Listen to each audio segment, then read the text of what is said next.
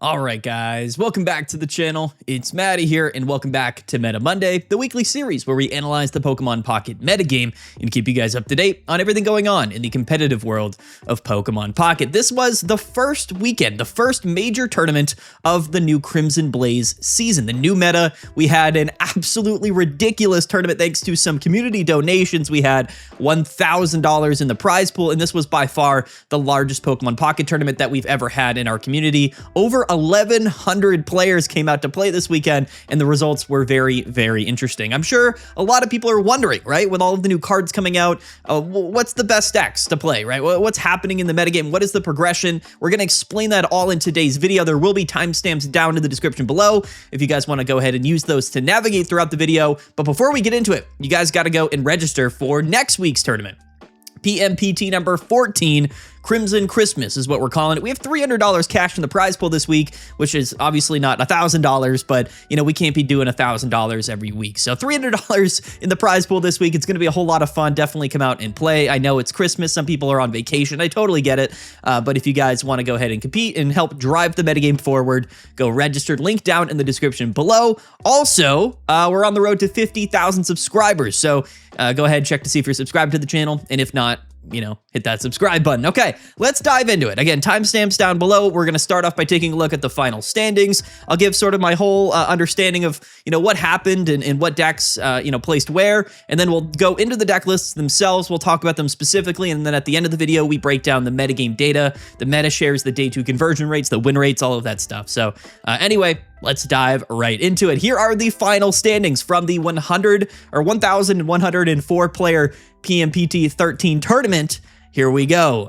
Yeah, so it's going to be an interesting one in the sense that, you know, I think that Mega Rising is still very relevant in the metagame, right? Typically, when sets come out, they stick around for a little bit, and since Mega Rising was like a 3-pack set and Crimson Blaze is only a 1-pack set, you know, I don't think we're going to see that big of a deviation from the metagame that we had over the last 6 weeks of last season. But, you know, maybe a couple of new things sprinkled in there, which, you know, will change the overall meta. But as you can see here, Game Prodigy 88 from the United States went 14-1-1, and he was playing Mega Altaria and Indeedee, a bit of a standard, you know, typical classic Mega Altaria deck, getting first place and taking home the, you know, the grand prize. So big shout out to Game Prodigy at first place. Zozo 89 from France, 13-3-0, was actually playing Whimsicott, EX, and Ariados, got second place. So this is the only Whimsicott deck, in fact, the only Altaria deck really, other than the Altaria Greninja decks here, anywhere in top 16, which is interesting, right? Now, one thing is for sure about, you know, the standings and the overall metagame of this tournament was that Hydreigon was very well positioned, and it was also the most played deck of this weekend. So that's sort of the biggest story, was Hydreigon and how dominant it was, how popular it was. And I think, you know, because so many people played Hydreigon, because so many people in day 2, you know, that made day 2 were playing Hydreigon, it definitely affected the viability and I guess the overall, you know, I guess the flow of day 2 and what the results were going to look like. So Altaria number 1, Zozo here playing Whimsicott, Ariados in second place. He was the only one in top 16. And then in third place was Claudia from the United States, 12-2-1, who was playing Mega Altaria but with Greninja. So Mega Altaria in 2 different variants, getting 2 places here in top 4. Big shout out to all these players. And then Robs from Brazil, one of the best Brazilian players, was playing Hydreigon Mega Absol. So he was the top placing Hydreigon of the tournament, and trust me, there were a lot of them. So big congrats to him. PXG Evan D was playing Hydreigon Mega Absol as well, 5th place, and then PXG Marco from Chile was playing Mega Absol in Magnezone. So there's a lot of stuff that happened in this tournament. Like, there's a lot of catching up to do, realistically, right? Because I think that this tournament's really going to solidify the metagame, but sort of Darkrai Absol Magnezone is back, right? With the new Absol, Mega Absol from Mega Rising, and then, of course, the new Magnezone package from Crimson Blaze. Yeah, Dark Magnezone is back here. Mono Outlaw from Germany was playing Jolteon. By the way, these are all such great players. It's no surprise to see any of them this high in the standings. But yeah, Mono Outlaw here playing Germany, or from Germany, was playing Jolteon, and he got 7th place in top 8. And then, of course, this player here from Japan, I don't know the name. Big shout out to him. He was 111-3. He got 8th place playing Suicune and Greninja. So the only Suicune Greninja here in top 16. Here in 8th place, it did, you know, squeak its way in to top 8, but Suicune wasn't nearly as much played this weekend as it was over the last 6 weeks or so, and definitely didn't perform nearly as well as you might think. So a lot of people, we're tired of Suicune. The cool thing about this season is that Suicune probably won't have as big of an influence as it did over the last 3 seasons. We'll talk about that later. And I think that Jolteon here from Outlaw was an interesting pick. I think Jolteon specifically does kind of well into Hydreigon. In a lot of other decks in the metagame right now, like Hydreigon specifically generates a bunch of energies to itself, which takes a lot of damage from Jolteon. What we're kind of seeing this season, which we didn't really have in the previous seasons, was like real aggro decks being viable. And by aggro decks, I mean like actual like fast-paced aggressive decks that don't have, a ton of HP or deal a ton of damage, but just sort of are really viable early in the game. They're actually having a little bit more momentum and ability to be strong this season, which is pretty cool. I would say that Whimsicott Ariados is definitely an aggressive deck, and then Jolteon also an aggressive deck. And, things like Hydreigon and stuff are aggressive, but they're high roll, right? Because you're playing Rare Candy, so they're more combo decks. Aggro decks I classify as like fast-paced decks that are consistently good in the early game, whereas Hydreigon can be really good early game, of course, but it requires like a combo. But anyway, if we go down past top 8 into top 16, we see a bunch more Hydreigon. Shout out to Harian, Ison, FedEx, Raquel Mimatos from Brazil, Agnar, Sam AC, Haito, and then Atomic. So all of these players, big shout out to them. Basically all of them playing Hydreigon, because Hydreigon again is broken. And then, actually, there's another Dark Magnezone down here. And then in 15th place, Haito from Japan was playing Mega Lopunny in Magnezone. So the highest placing Mega Lopunny deck here was, in fact, being paired with Magnezone, which is pretty funny. But Magnezone's cool. You can pair it with a bunch of stuff. We'll break it all down in today's video. If we scroll down, we see some more typical stuff here. Another Whimsicott here in 20th place. Some more Altaria Greninjas, which was a really interesting deck that did very, very well specifically this weekend, even though it got 3rd place was the highest placing. There wasn't that many people that played Altaria Greninja, and all of them did exceptionally well. So it was a really, really awesome deck to be playing this weekend. There was one Greninja Mega Absol here in 17th place, another strong deck. Honestly, I think Greninja was kind of underrated going into this weekend. There wasn't that much Chingling. Chingling was definitely disrespected a little bit. Still one of the best cards in the game. I would recommend playing Chingling if possible. But anyway, yeah. Big reason why I think both Greninja and Hydreigon were good choices. If we go down here, there was actually Winter Sun from Brazil who was playing just a pure aggro Hitmonchan Lucario deck, which I love, in 24th place. Another Dark Magnezone here, Hammer Knight in 25th place, although he was not playing Absol. And if we go down, there was some Suicune Greninjas right down here in like top 64, which is pretty cool. Some more Lopunny. So the Lopunny Lucario was sort of the more commonly played Lopunny deck. It was actually the second most played deck of the tournament was Lopunny Lucario. And it didn't perform that well, to be honest with you, but we'll break it all down anyway. And then right here, Nantalar was the highest placing Charizard of the tournament here, Charizard Entei, Mega Charizard that is, and that was at 49th place. So what you'll see is that there were some new decks here, so the metagame is definitely looking a lot different. Like the standings here are not the standings that you typically would have seen last season, but there really wasn't that much variety when it came to top cut. Like everybody was sort of playing the same like 8 to 10 decks, and those were all of the decks that were successful. Couple of exceptions to that, but really not too many. So yeah, here you go. This was the standings of the tournament. There was 87 people in day 2. And again, not that many different decks being represented in day 2. So the diversity wasn't nearly as much as you might consider or assume for, a new season, the first weekend of a new season. But a lot of the decks that saw play were new decks, which is pretty cool. So anyway, congrats to everybody. We prized out everybody in top 8 this week because we had such a big prize pool, which is cool. So congrats to all of these players. Now let's break down the deck lists and we'll talk about them specifically, which is the part of video that I know most people are interested in. So let's dive into it. The number 1 deck of the tournament, the first place deck list, Game Prodigy playing Mega Altaria. Again, let's take a look here. And again, a pretty standard, typical Mega Altaria deck. The only difference here is that we've seemingly cut one Chingling from the deck list to play one of the new Dirty Throw Sableyes. And I say new, but I think it came out a couple sets ago. Maybe it came out in Mega Rising, I forget. But this Sableye I traditionally saw play to deal with Oricorios. And what's interesting is that if you were to take a look at this Mega Altaria deck, you'd probably think that Oricorio was very prevalent in the metagame this weekend. But if we go back to those standings, you probably noticed not any Oricorio. There's a reason for that. Oricorio really is not the best card to play right now. Chingling has kind of taken over its place. So many of the strongest archetypes in the games right now are just not EX cards. Like we have Magnezone, we have Hydreigon, Greninja. Like there's just too many cards that people are playing. Too many Pokemon that just aren't EX Pokemon. Pokemon. In fact, you know, you would think that this sort of second year Pokemon Pocket is defined by the Mega Pokemon, but realistically, it's not. It's defined by these extremely strong non-EX Pokemon like Magnezone, like Hydreigon, and Greninja, and I find that to be very interesting. But anyway, back to the Altaria deck list here. Again, just kind of cutting Chingling for Sableye. Again, you would think probably to deter Oricorios, but again, Oricorio wasn't a big factor here. So how come Mega Altaria won, right? Like why? Like nobody would have thought that this deck list won the tournament. And to be honest with you, I don't want to call this a fluke, but it is one of those things where it's a single elimination bracket and like 40% of the bracket in day 2 was Hydreigon.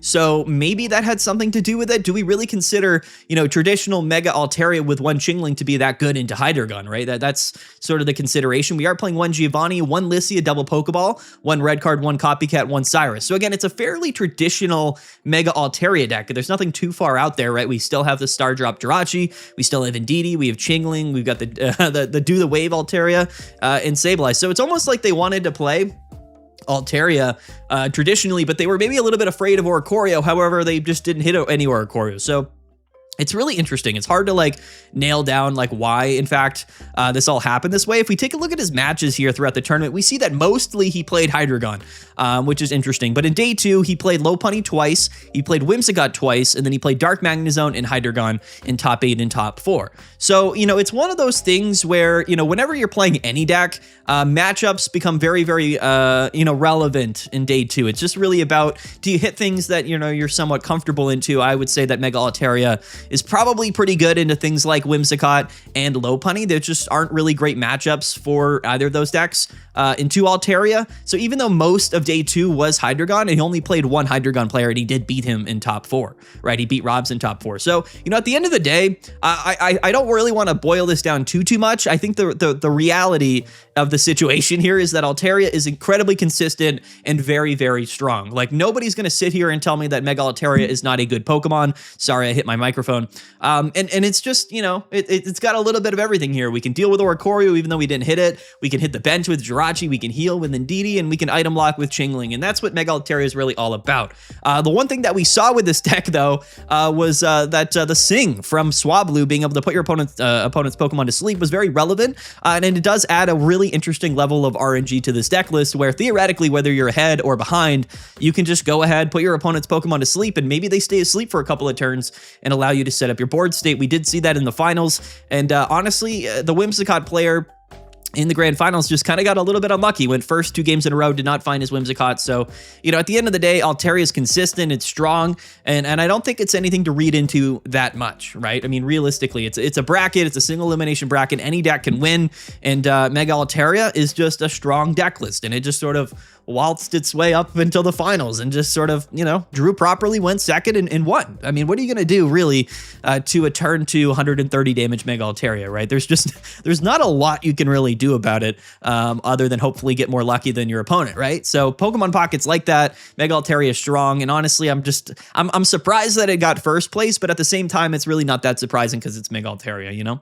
But anyway, Zozo here from France, the second placing deck of the tournament, was playing Whimsicott and Ariados. And I love this list, and I love Whimsicott, but again, you got to keep in mind that, you know, Zozo here played exclusively Altaria Greninjas and Hydreigons up until Grand Final. So, you know, Whimsicott Ariados is also, I believe, one of those decks that is just really fast-paced and aggressive, can beat anything at any given time, but, you know, I don't know. We'll have to take a look at the win rates for Whimsicott because it's definitely interesting. But one thing that I love about this version of Whimsicott is that it's not really a Whimsicott deck.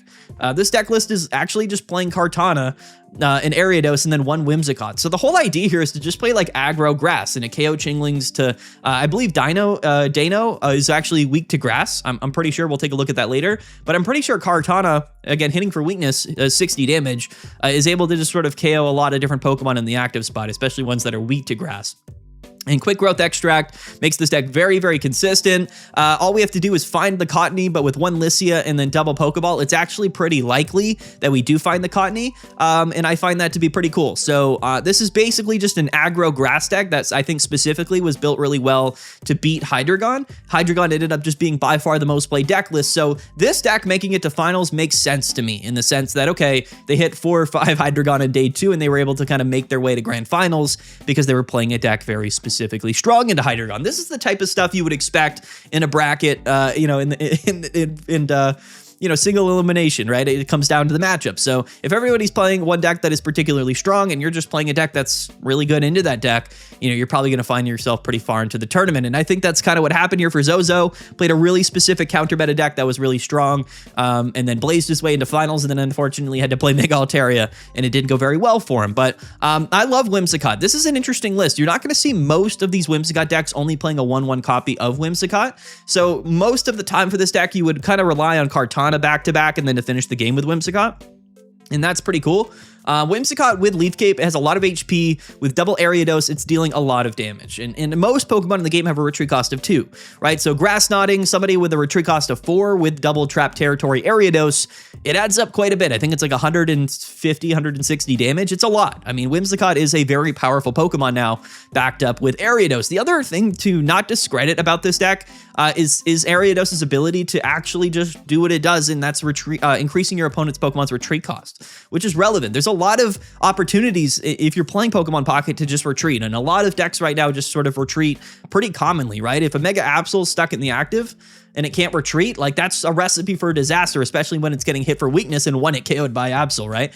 So that's kind of funny. Things like Chingling or any baby Pokemon with a free retreat cost, that of course gets increased. And if you have to attach to a baby Pokemon to retreat it, that's obviously not very, very good. So, you know, it's just sort of the flow of this deck. It also doesn't necessarily care that much about Chingling. Yes, Quick Growth Extract does get countered by Chingling's item lock, but it's not necessary for the deck list because we can just draw into our stage 1 Pokemon. So I think that Quick Growth Extract finding its way to grand finals this weekend is really, really cool. And I think that it's being utilized perfectly here for this new Whimsicott package, which is, of course, just a stage 1 aggressive deck list. I, mentioned this deck previously going into the tournament. Kartana was something that I said was pretty good, and it turned out to definitely be very good.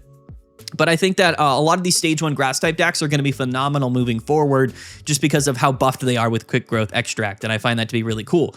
So yeah, I mean, it's aggro grass, it's anti-Hydreigon, and I think that's why he made it to finals, but unfortunately ended up losing to the Mega Altaria, right? Which, it happens. That's how it goes sometimes, right?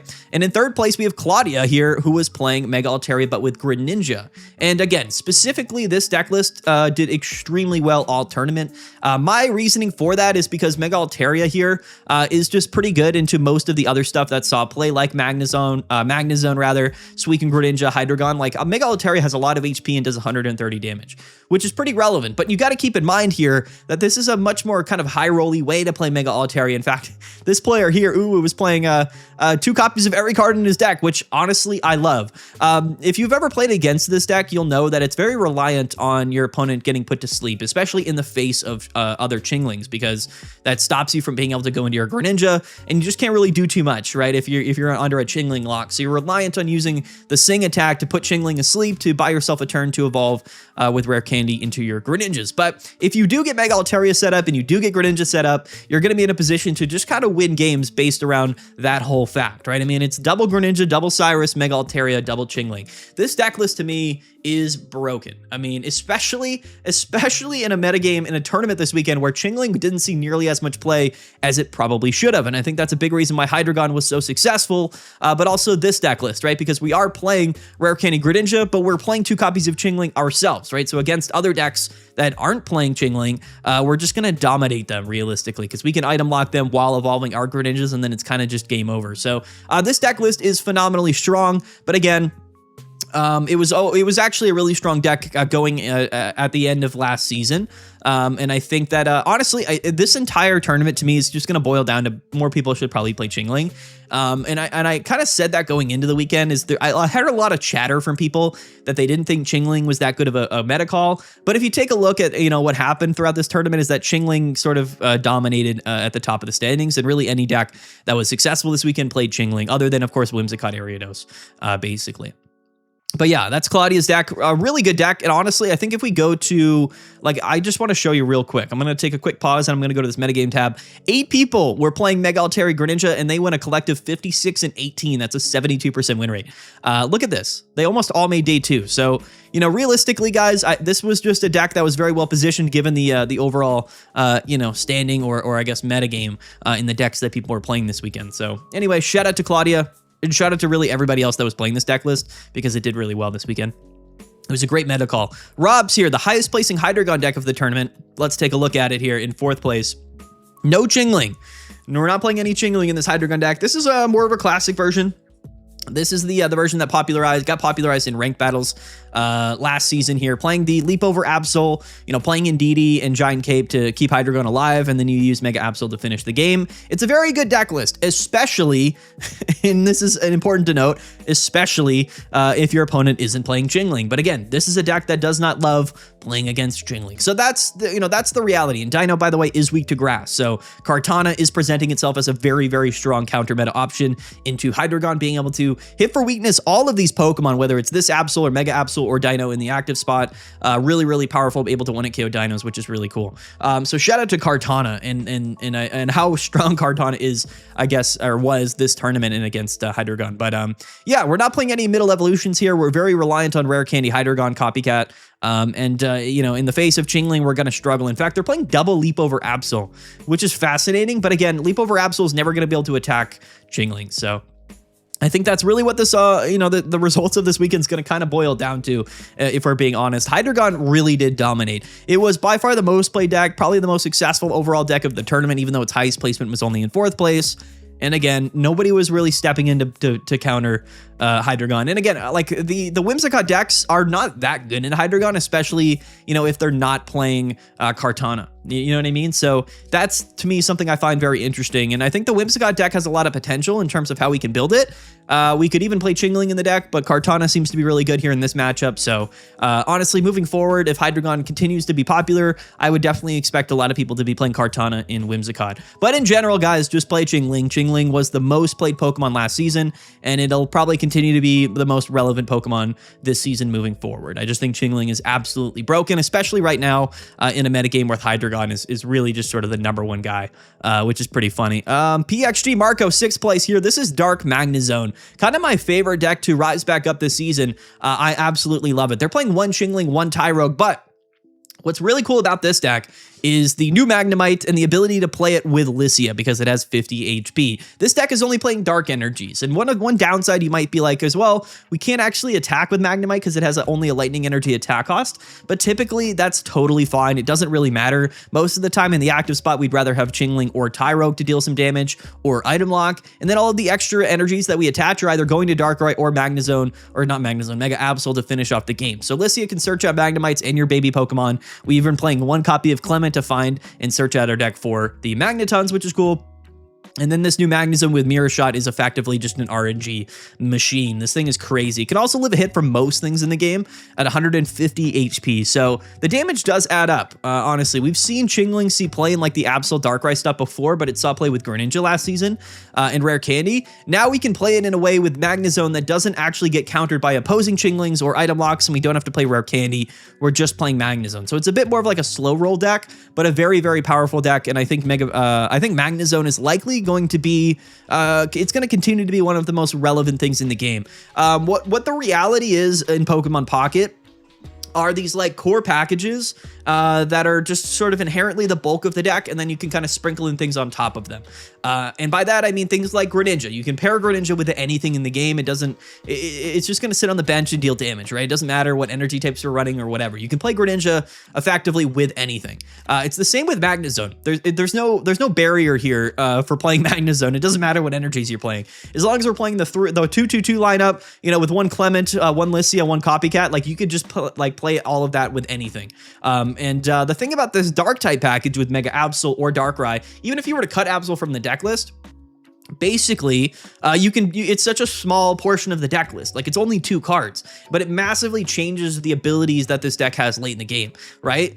You could even just not play Darkrai if you wanted to, just play 1 Absol, and then you could even play one of the new Serena cards to search for Mega Absol. You could even just play Pinsir and then play Grass Energies, and instead of having Mega Absol Darkrai, you could just have a Mega Pinsir at the end of the game. The whole concept here is to Chingling lock or Tyrogue aggro, attack the active, and then maybe the second Pokemon your opponent has to go through is a Magnezone, and then after that, they have a Mega Pokemon to go through. So that's the whole concept here. And yes, we did see this almost exact concept with Mega Lopunny instead of like Darkrai Mega Absol. So that's kind of what we're seeing. The other package is Hydreigon. It's just Hydreigon specifically can only see play in Dark type decks, so it's less flexible. But at least with the Darkrai or Mega Absol stuff, you can just sort of throw it in just like you would here Magnezone. So that's what the metagame is looking like. I think that Mega Absol, you know, isn't like the strongest card in the game, but it is inherently very, very valuable because you can kind of throw it into whatever deck as long as you're playing Dark Energies, and it doesn't necessarily change, you know, too much about the deck in terms of its overall consistency. If anything, it's just kind of giving you options.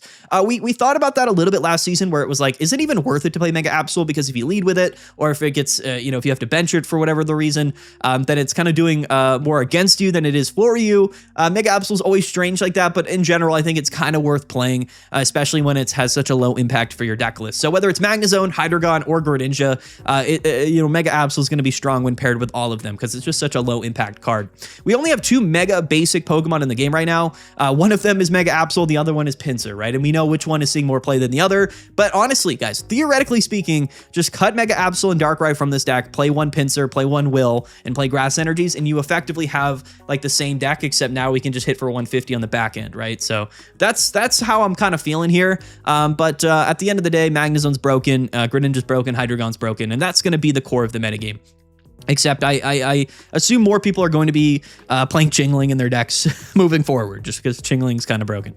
But anyway, Outlaw here. Let's take a look here. 7th place playing Jolteon. Shout out to Jolteon here. This is straight aggro Jolteon. They are playing one Oricorio, so yeah, I guess I was wrong. There was one Oricorio here up in the standings. Kind of the only deck playing Oricorio. And, you know, it's not that useful, but it's, you know, the thing is, Oricorio is very useful when it is very useful, right? Some decks can just sort of get around it really well. Some can't. So, you know, it's maybe worth it to play Oricorio, maybe not. If Outlaw is watching this video, comment down below whether you would play Oricorio or not. But at the end of the day, double Cyrus, double Copycat, you know, double boosted evolution EVs with Zero Aura energy, elemental switch, and then, you know, both Jolteon here. Just an aggro lightning deck. Just a super aggressive lightning type deck.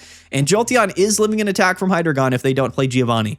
So that is actually pretty relevant. The more time goes on, the more I feel like not stage 2, but single prize and 2 prize Pokemon are just so much stronger now. Like playing Mega Evolution Pokemon, which we kind of knew would be the case, is as much of a liability as it is sort of an advantage, right? Because just the way that the game works, all of the bench damage being done, the sheer amount of powerful single prize Pokemon we have in the game makes Mega Pokemon feel a little bit scary to play, honestly. But yeah, this is nothing too different. Nothing's really changed here. I think the landscape of the metagame kind of lended Jolteon very well. Like it lended to Jolteon very well. Even Magnezone. Like Magnezone will oftentimes have to generate energies to itself on the bench, right? So the more energies your opponent is generating, the better Jolteon is, right? And a lot of the decks right now do actually have high energy attack cost requirements, like Hydreigon, like Magnezone. They just have ways to generate those energies, which typically negates the, you know, the downside of having a high energy attack cost, but not against Jolteon, right? I'd rather just attack for 1 energy than I need 4 energies or 3 energies to attack, even if I can accelerate those energies, because that's just extra damage happening to Jolteon, especially, you know, on the bench, right? So, you know, Jolteon's a really strong, aggressive card, and I think that against Hydreigon and Magnezone specifically, it's pretty well positioned. So shout out to Jolteon. I think it might have a place in this metagame. Definitely a really, really cool choice here. At 8th place, let's take a look at our old friends Suicune and Greninja here. This player from Japan, I don't know the name. I don't know how to say that. If this is even, I don't know. I have no idea. But anyway, this is very standard, traditional Suicune Greninja. And you might be wondering, like, how come people just didn't play it? You know, it's hard to say. I think at the end of the day, there's just a lot of Magnezone going around, and I don't think this deck loves playing against Magnezone. And in the Magnezone decks, like, oftentimes weren't even playing Oricorio. They were like, let's just throw Magnezone in with anything other than Oricorio, which, you know, it just that doesn't spell very well for Suicune. And maybe that was the whole concept of giving us sort of this buffed Magnezone package.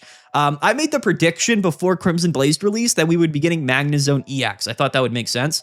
But no, that we didn't. We just got a new Magnezone non-EX card that is even more splashable in like basically every deck. And like that new Magnezone does 20 less damage, But the effect of the attack is broken, and it doesn't discard energies, which means that it's even more easily, you know, sprinkled into these other archetypes. So I think that maybe they were really smart in giving us that Magnezone plus the new Clement plus the new Magnemite. Like the whole thing is an absolute buff to that particular Magnezone package. And if Magnezone's going to be very popular this season, then yeah, Suicune Greninja is going to struggle a little bit more. So maybe it was a clever way for them to sort of retroactively balance Suicune, which is typically what they do. They never nerf cards. People always ask me, like, do you think they'll nerf this or do you think they should nerf this? I don't think nerfing or changing any cards to make them worse is a good thing to do in any game. I think it's just sort of, you know, retroactively nerf these cards by releasing something new that is strung into it. And I think that's kind of what they did. They were like, you know what, let's just buff Magnezone. Let's just give them a new sort of sprinkleable, you know, Magnezone package, and that'll keep Suicune in check. And I think most people kind of got the message even before the tournament. You know, if 30% of the tournament played Suicune Greninja, well, it probably would have won. Like that, but so, you know, at the end of the day, if people aren't playing a deck, it's going to not perform as well, right? So that's the reality of it. And I don't think Suicune Greninja saw that much play. I think it was under 10% meta share, which is crazy to think about, but likely due to all of the Magnezone influence, right? Even though there weren't that many Magnezones at the top of the cut, again, Hydreigon just beats Magnezone. So that's, you know, that's kind of what it came down to. It was like, you know, if everyone's playing Magnezone, like we should just play Hydreigon. It just beats Magnezone, and why not? And that's what happened, really. So shout out to Magnezone. I love it, but Hydreigon definitely has your number. Let's go all the way down here to 15th place Haito playing Lopunny Magnezone, which, you know, again, is kind of what I just told you. It's the same deck as the Darkrai one, Darkrai Absol, except we're just playing Baniri and Lopunny, because why not, right? It doesn't matter. Like, that's the thing. It doesn't matter with Magnezone. It just doesn't. Like, theoretically, you item lock until they can KO you, and then you go in your Magnezone, you mirror shot till you get KO'd, and then they got to go through a Mega Lopunny, and that sounds horrible to me.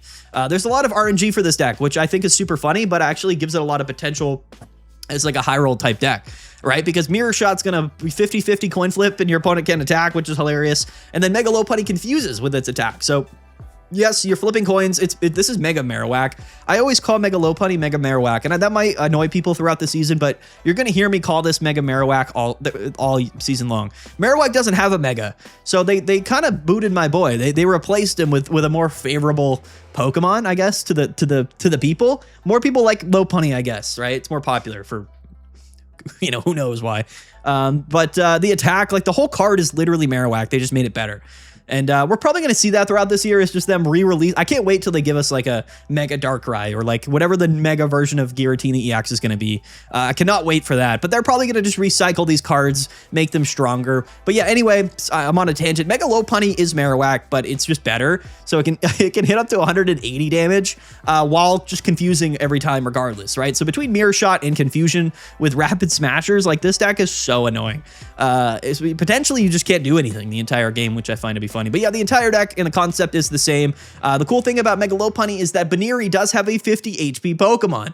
Who would have thought, right? Let's play the old Magnemite Baniri with Lycia, and all of a sudden our deck is just very consistent. It's like whenever you're playing multiple Pokemon, like basics with 50 HP or less, playing Lycia is effectively just like playing an additional Professor's Research, right? In fact, it's even better than Professor's Research early in the game. So these types of decks have massive advantages. And yes, this is a deck playing only fighting energy. So we're never attacking with this Magnemite, but it doesn't really matter. Magnezone doesn't care. So yeah, that's the whole concept here. And we're going to see decks like this all over the place. And again, I tested this on a live stream recently. Mega Lopunny is good. Absol Darkrai is good. You could even just play Mega Pinsir. Again, I'm not trying to push the Mega Pinsir stuff on you guys. I'm just suggesting that it is a factor that you can, if you want to, you can just play Mega Pinsir in this deck. So, you know, think about it like that. What other things could we play here? I don't know. I'm trying to think, like, I don't know, man. Like, you could play Mega Ampharos, but you'd have to play Rare Candy, and I don't love that. What other Megas kind of fit in here? Do we know? I don't know. Maybe nothing. I don't know. Lopunny does fit in here, though, so shout out to Lopunny. Kind of a broken card, although Lopunny itself did struggle this weekend, and I just think because there's still not that many good... Like, the best pairing for Lopunny, realistically, probably is Magnezone. Like, everyone played the Lucario stuff, but I really don't think it's that good. It's really good if, like, Oricorio's popular, because it gives you a factor to counter Oricorio, but trust me, not many people are going to be playing Oricorio this season, so I don't really believe that heavily in the Lucario stuff with Lopunny, but I do think Lopunny's a good card, so maybe we'll figure it out at some point. Barbecue Duck, 17th place, was playing Greninja Absol. So again, this is I'm trying to illustrate the themes of this season, which is going to be Magnezone, Hydreigon, Greninja slapped with whatever is possible, because those are just the strongest cores. Here's a deck list though that does play double Chingling, and this was the deck I used to finish last season's ranked season, because this deck is effectively broken. I call this high roll control between Mega Absol, Greninja Cyrus, and Chingling. It's a toxic deck, absolutely toxic, but very good, a very good deck. So, you know, nothing new here, but something that I think will also be relevant this season. You could just swap the Greninjas and rare candies for Magnezone, and then there you go. You have Dark Magnezone. Like, that's the only difference for the deck, other than maybe, I guess you would play like Lissia or something, right? Because you have the opportunity to do that. But yeah, that's basically it. Not too much else to showcase. Let's showcase here Winter Sun's Hitmonchan Lucario deck, because this to me is hilarious, right? Everyone was playing Lopunny. Everyone was playing like the Lucario Mega Lopunny stuff. But guess what ended up being the highest placing like pure fighting type deck? It was not Lopunny. It was just straight up Hitmonchan and Hitmontop, which I love.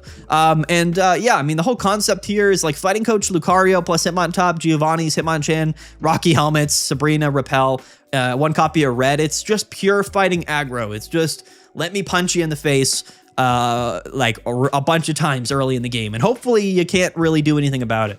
And it ended up doing well. I'm curious actually about his matchups here.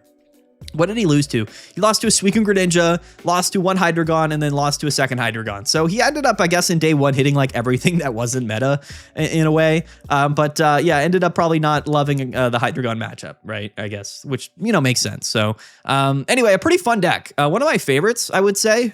Here you go. Your highest, your most successful pure fighting deck of the tournament. If anybody expected that, it's not Lopunny. And again, I really am not a big fan of Lucario. Like, I just never thought this card was good because like the impact of playing like 2 basics and 2 stage 1 Pokemons in your deck, for a Pokemon that just wants to be in the active spot, you're adding a bunch of inconsistency here. And it also has a retreat cost of 2, and I just don't love it. I'm not that big of a fan, honestly. So yeah, there you go. And Hitmonchan, like, again, Oricorio didn't really even see that much play, so Hitmonchan was probably just punching a bunch of Chinglings in the face and just riding out with that. And I find that to be hilarious. Giovanni, Hitmonchan KOing dinos in the active, like Swablues, like there's a lot of 50 HP basics, and I think that's something they're going to implement in the metagame moving forward, because Lissia is a package, and Hitmonchan is really just there to say, listen, I know you're playing only 50 HP basics, let me punch you in the face a bunch of times and you're not going to like it. And that's the whole concept, honestly, with Hitmonchan, and I do love it.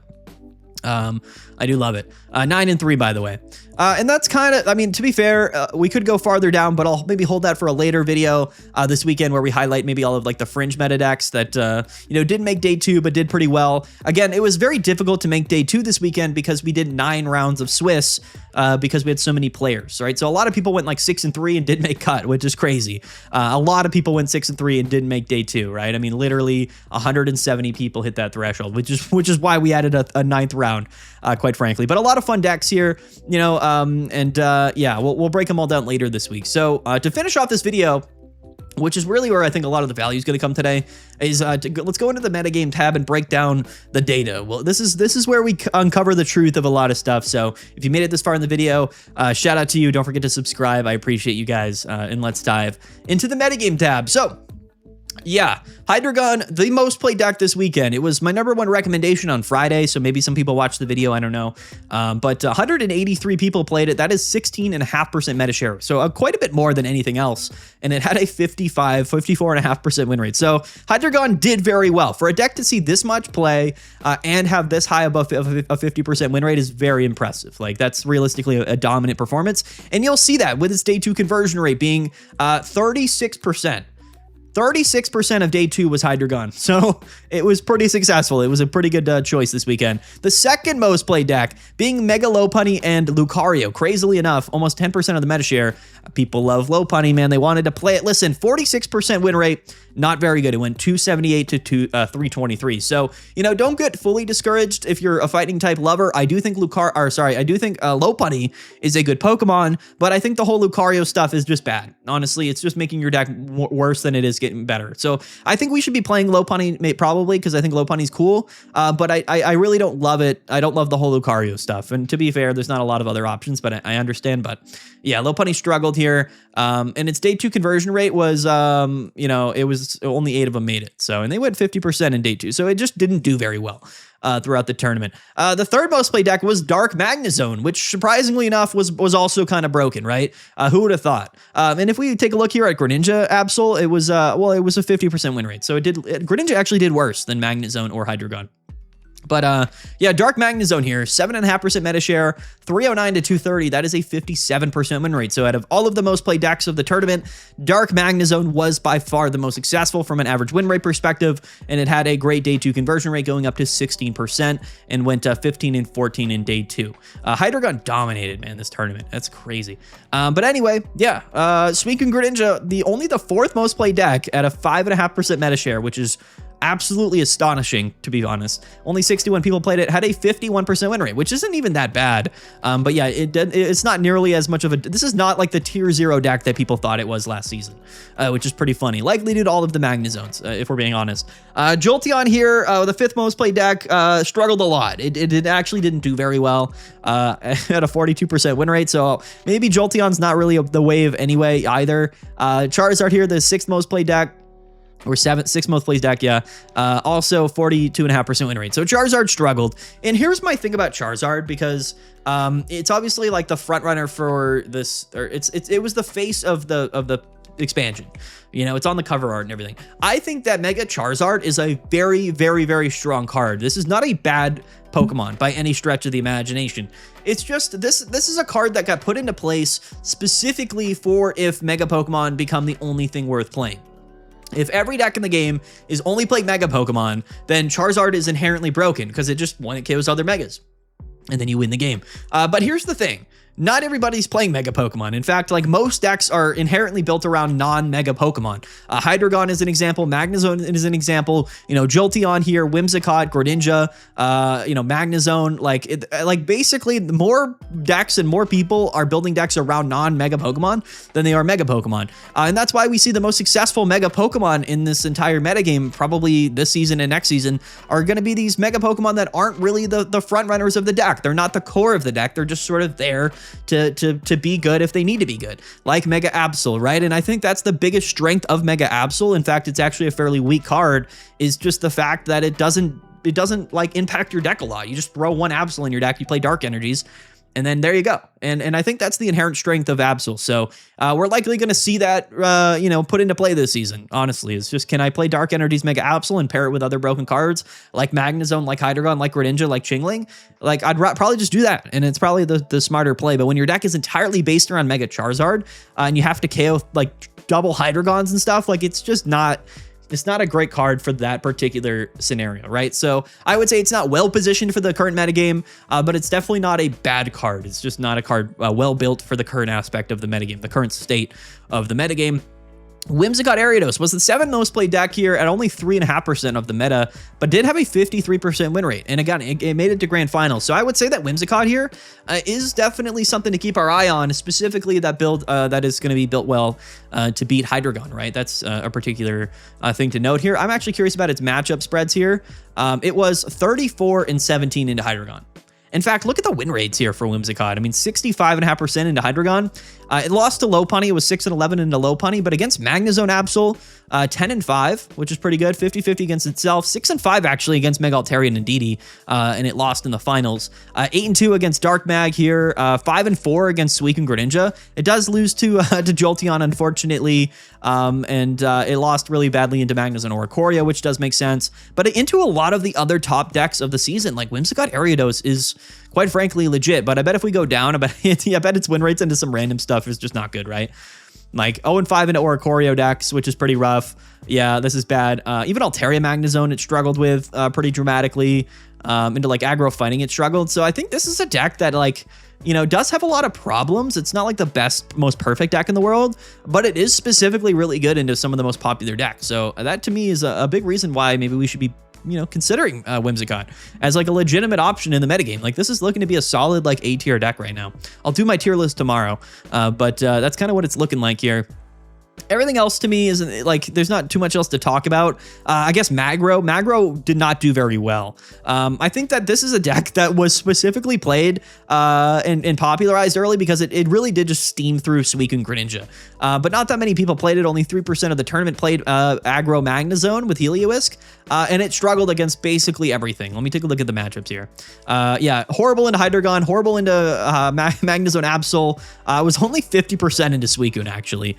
So that's not that good. 4 and 7 into Lopunny, 1 and 6 into Magnezone Darkrai. So I guess, like, realistically, if you're playing Magnezone, just don't pair it with Heliolisk because it's just not as good. So Magro is kind of funny, the whole Clement Heliolisk package. Like, I do like it, but it definitely struggled in, like, a real metagame scenario, which is kind of interesting. And then Magnezone Oricorio also struggled. And again, Oricorio just probably wasn't that valuable this weekend with all of the non-EX stuff running around. So that's sort of the one thing that stands out to me here. Jolteon down here did really well. So Jolteon Zero Aura struggled, but this Jolteon version did well, 76 and 62. What is this archetype here? So I don't really know. I guess not playing Zero Aura. It's better to play Jolteon without Zero Aura, I guess. Who knew? Interesting data. So the version that Outlaw was playing, I suppose, is kind of the better way to play it, I guess. That's what the data is showing, I guess. Venusaur struggled. Yeah, shout out to Venusaur, not doing very good. Yeah, Steelix didn't do very good because Oricorio just didn't end up being very relevant. Decidueye also struggling here. Lopunny with Magnezone, 46 and 44, so it did all right. Other Jolteon decks kind of struggled here. I'm actually going to filter by average win rate.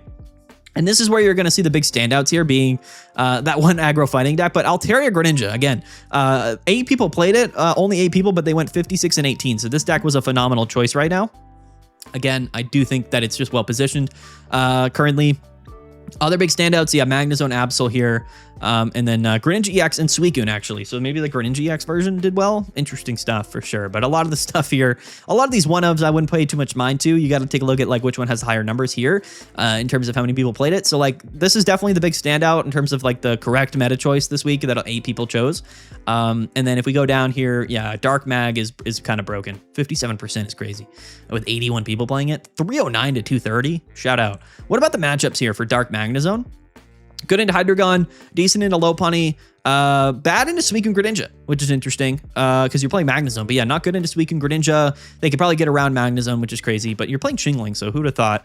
Good into Jolteon, good into Magro, good into Greninja Absol, good into, I guess, good into Magnezone Darkrai, not playing Absol, and then bad into Whimsicott Ariados. Also bad into Altaria. So, okay, so maybe this deck will probably trend downward as time goes on because I expect more people to play Whimsicott and Altaria moving forward because they both made finals. So, interesting though. I like that deck list. I do. So cool. Pretty cool. Anyway, guys, that's it. That's Meta Monday today. It's a long one, almost 50 minutes, but you know, it's the first Meta Monday of the new season, so I like to take my time. I like to kind of get all my thoughts out there for you people. And you know, again, thank you guys all so much for playing this weekend. It was a massive undertaking. We got to give a big shout out to all of the Discord moderators, the judges and the judge team on Limitless and in the Discord, and then the casters this weekend. Shout out to Nabrix and Jay Dankist for running the stream. It's a really large undertaking. Like to be able to run a tournament of this size, it requires so many people. And again, all of the people that donated to the prize pool as well. Shout out to everybody because the only reason this all happened is because of our community, and it really is like a big team effort. So moving forward, you know, we'll do the best we can, but I mean, I don't know how often we're gonna have $1,000 in the prize pool. This was definitely an interesting, you know, kind of a one-off thing. Well, I mean, we'll see. Next weekend we have $300 in the prize pool, but $1,000 is crazy. But yeah, it's a lot of work. It is. So, I mean, shout out to everybody. Thanks everybody for playing. Shout out to all of these players. What do you guys think of this new metagame? You know, we learned a lot, but I do expect that the metagame is going to entirely be different a week and 2 weeks from now. And we have to wait 2 weeks until the ranked season releases instead of like 4 weeks like we had last time, which is probably a good thing. So we'll get a nice, I think, month-long ranked season, which is definitely more ideal. But next weekend, definitely play in PMPT 14 because there is also no ranked battles. So I think by the time ranked comes out in 2 weeks or 2 weeks from release, you know, we're probably going to have a bit more of a concrete understanding of the card metagame, but there's a lot of trends here that I find to be interesting. So, you know, taking a look at stuff, honestly, I think the new Magnezone stuff is really cool, really good, is definitely warping the meta a bit. I think that the Whimsicott upgrade is really cool with Growth Extract, and honestly, I think Lopunny has some potential. Nothing else really, though, in the set screams to me, you know, like really high-level meta. And even a couple of small changes can have a drastic effect on the overall metagame, because, I mean, this is very different than what last season looked like. I mean, this is like a complete night and day change. So even a small set release with a couple of good new cards can definitely have a big impact on the meta. So definitely really cool. Let me know what you guys think. Were you surprised with the results? Comment down below. Don't forget to like and subscribe. Don't forget to register for PMPT 14 this Saturday. Very exciting. Link to register down in the description below. Peace out, guys. Have a good one. We'll see you guys later. And yeah, bye.